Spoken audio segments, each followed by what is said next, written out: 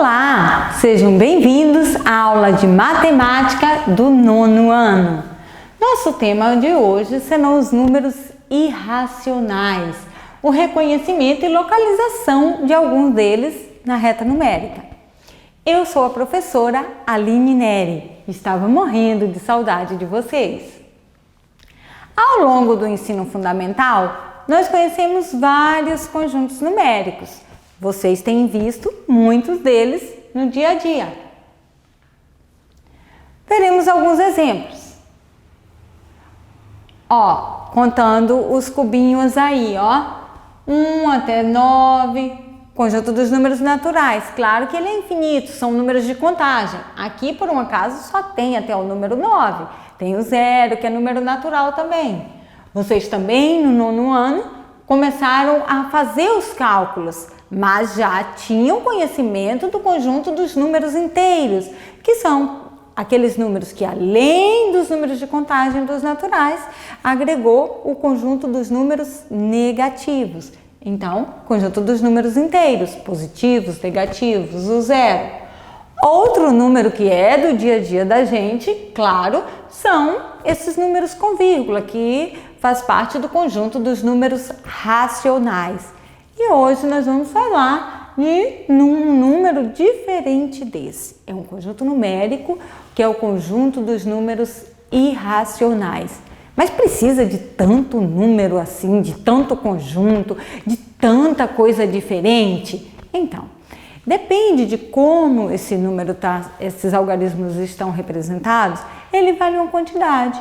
E a cada vez que você vai se deparando com um número escrito de uma forma diferente, você vai efetuar cálculos de forma diferente e por isso eles vão fazer parte de alguns conjuntos. Fica até mais fácil para você estudar, fazer as operações. Então, é o conjunto dos números irracionais hoje.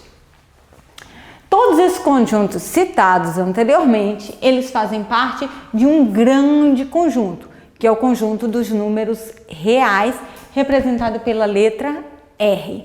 Vocês observaram que eu coloquei a letra que simboliza cada um desses conjuntos, para que quando vocês visualizem essas letras, vocês já façam a leitura. Conjunto dos números naturais, a letra N, conjunto dos números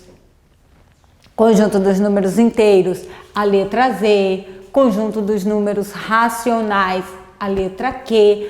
Por que está assim, representado dessa forma nesse diagrama? Então, vou mostrar para vocês. O conjunto dos números naturais, que é o primeiro conjunto que a gente aprende lá, que é o de contagem desde criancinha a vida toda, tá? Ele é o conjunto dos números naturais, ele é o menor. E já pensou, ele é o menor e é infinito. Mas é isso, ele começa no 0, 1, 2, 3 e assim sucessivamente infinito. Posteriormente, vem o conjunto dos números inteiros, representado pela letra Z, que o natural está contido, está dentro, também faz parte. Os números positivos, 0, 1, 2, 3, também faz parte dos números inteiros. Por que ele é maior que os naturais então? Porque vem os negativos, que também fazem parte dos inteiros. Então aqui serão os negativos, aqui os positivos e o 0. Por isso que está aqui dentro, ok? Vamos estudar um conjunto numérico diferente hoje, que é o conjunto dos números irracionais, representado pela letra I, ok? Para apresentar esse conjunto para vocês, eu vou fazer uma experiência. O que nós vamos precisar para fazer essa experiência? Vamos precisar de 3 tampas de tamanhos diferentes, tá? Para que vocês possam ver que vale para todas, que não é só uma situação. Nós vamos precisar de barbante ou fita ou algo que possamos usar em volta das tampas. Eu não vou usar nenhum desses instrumentos, tá? O barbante ou fita, porque vocês vão ver que eu vou ao invés de usar a régua, que é para medir, eu vou usar uma fita métrica, que ela é maleável, então vai servir a mesma coisa. É uma calculadora, ok? Hoje em dia a gente quase já não tem mais tanta calculadora. Por quê? Porque na maioria das vezes você tem um celular que tem calculadora lá, tem uma calculadora simples, tem uma calculadora científica, vale a mesma coisa, tá, gente? Então, esses são os objetos que nós vamos precisar para fazer a experiência que eu vou mostrar para vocês agora. Nós vamos medir as tampas 1, 2 e 3, o resultado da circunferência e o diâmetro. Vocês estão no 9º ano, a gente já sabe, mas eu vou mostrar para vocês, ok? Primeira situação aqui, ó, é uma tampa de uma lata de palmito, de uma vasilha de palmito. Nós vamos medir a circunferência, ó, que é esse entorno aqui, ok? Como eu falei para vocês, ó, se vocês forem utilizar o barbante, vocês vão passar o barbante aqui em volta, depois vocês vêm numa régua ou numa fita métrica e mede o barbante para ver quanto que dá. Eu vou usar a fita métrica, já vou medir diretamente e nela já vou ter a quantidade, ok? Então, ó.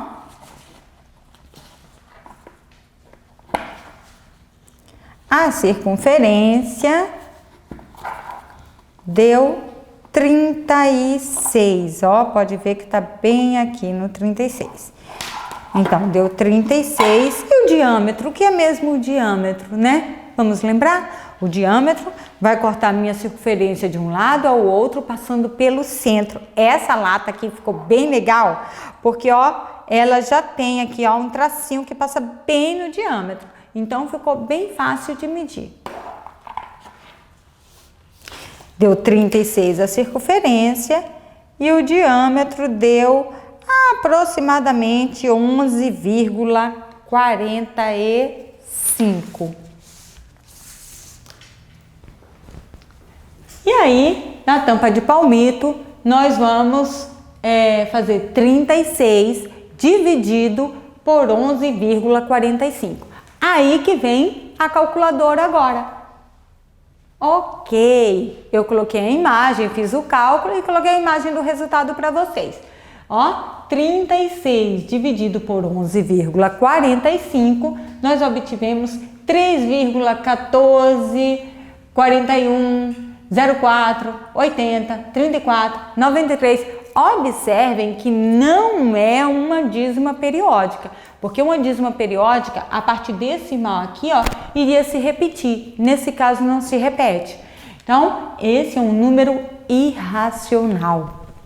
Vamos ver se vale com todas mesmo, né? Essa é a primeira experiência com a tampa de palmito. Vamos medir agora essa minha lata de café. Ah, sim, eu tomo muito café. Não foi por um acaso que eu trouxe, não, é porque eu gosto de fato, ok? Vamos ver, vou ajustar aqui quanto que deu a minha medida. 46, ok? A mesma coisa, vou medir o diâmetro. Outro deu 46,1 aproximadamente, o diâmetro deu 14,45, vamos dizer. Vamos verificar aqui. Então, eu vou fazer a lata, 46,3 deu mais ou menos, e 14,4 ou 14,45, tá?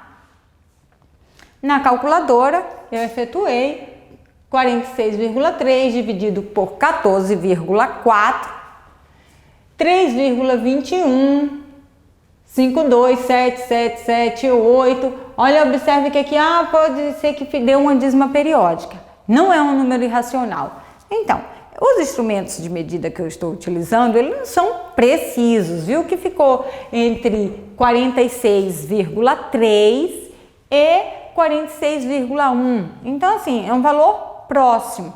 E por isso que eu falei que eu vou precisar de 3 tampas, porque nós estamos fazendo o experimento com 3 objetos diferentes para ver se os valores vão mesmo se aproximar. Meu próximo objeto é uma lata de batatas. Vamos medir aqui a circunferência, ó. Ok. E o diâmetro também. Sempre do mesmo jeito, passando pelo meio, pelo centro. Gente, todas as minhas vasilhas que eu peguei tem essa marcação no centro, ó, quase 9, 7, quase 8, tá? 7,9 aproximadamente. Veremos como ficou na calculadora. Então, a lata de batata, 25,1, dividido por 7,8, 7,9, chegou bem próximo do 8, tá? Observando, deu 3,21, 5, 2, 7, 7, 8 e assim sucessivamente. O que aconteceu com esses números que nós encontramos? Eles ficaram entre 3,14 e 3,22. Ficou nessa variação. O que a gente pode fazer? A gente pode pegar esses três números, dividir para ter a média dos valores. Mas esses números encontrados aí, ele na verdade é um número muito famoso, porque como a gente utilizou alguns instrumentos de medidas que não são tão precisos, você não encontrou a quantidade certinha. Mas quando nós dividimos o comprimento da circunferência pelo diâmetro, nós encontramos esse número famosíssimo, que é o número π. Mas e aí? Quem que é esse tal desse π? Nós vamos ver um vídeo agora que vai mostrar para vocês. Esse é o resumo do que nós fizemos aqui, ok? Vamos lá, ó. Aqui está uma circunferência, vocês observem, ó. Aqui nós temos o diâmetro e o número π aí, enorme, ele é infinito, gente. Nessa outra circunferência, lá em cima, nós vamos ver, ok? Aí é o raio, né, que é o tamanho do diâmetro dividido por 2. Essa é um semicircunferência e a circunferência todinha. Nós vamos pegar esse diâmetro aqui, ó, e vamos desenrolar, vamos abrir esse barbante que está na circunferência, que é do tamanho do diâmetro, ó. Marcando uma vez o diâmetro, duas vezes o diâmetro, enroscou um pouquinho, mas vai continuar. Essa marcação aqui, gente, é do tamanho do diâmetro. 3 vezes o diâmetro e um pouco, ó. 3 pedaços do tamanho do diâmetro e um pouco. Esse pouco é o 0,14, 15 e assim sucessivamente. Esse é o nosso número famoso, o π. E esse número famoso, o π, ele faz parte do conjunto dos números irracionais. Vou fazer outra experiência com vocês. É um quadrado. Eu não vou desenhar. Eu fiz aqui no slide para vocês o desenho, mas eu já tenho ele pronto. Vamos mostrar aqui para vocês, ó. Aqui eu tenho uma reta e utilizei o lado do quadrado como unidade 1. Uma unidade, ok? Ó, uma unidade. Pode observar que aqui tem 1, 2, 3, foi essa escala que eu usei, tá bom? Então, tem um quadrado de lado 1, uma unidade. Vamos lembrar lá da aula do Teorema de Pitágoras?